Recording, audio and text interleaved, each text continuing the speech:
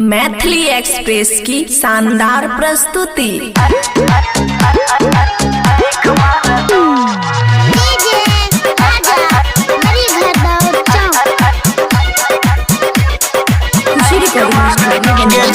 DJ पर नाचैल अइलही गे छौरी डीजे पर नाचैल अइलही कि छौरा सब आँख मारत गे छौरी डीजे पर नाचैल अइलही कि छौरा सब आँख मारत कैमरा चलैतो सब वीडियो बनैतो कैमरा चलैतो सब वीडियो बनैतो वीडियो बना के वायरल करतो वीडियो बना के वायरल करतो गे छौरा सब आँख मारतो गे छौरी डीजे पर नाचैल अइलही कि छौरा सब आँख मारतो।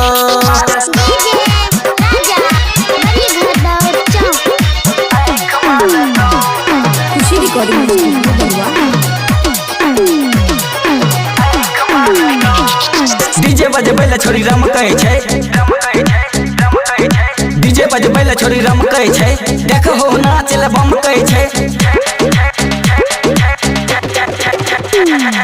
बाली छोरी तोहर छौ उमरिया सरक जइतो पतल कमरिया गे छोरिया एलो मूड बना के सब छौरा ए डांस करतो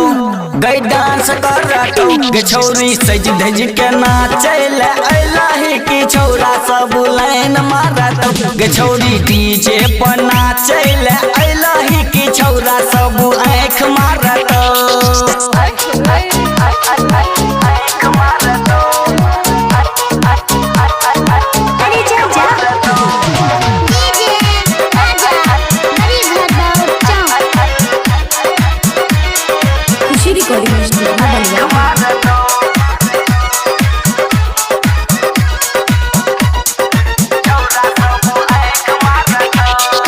होले होले कमर हिले भी की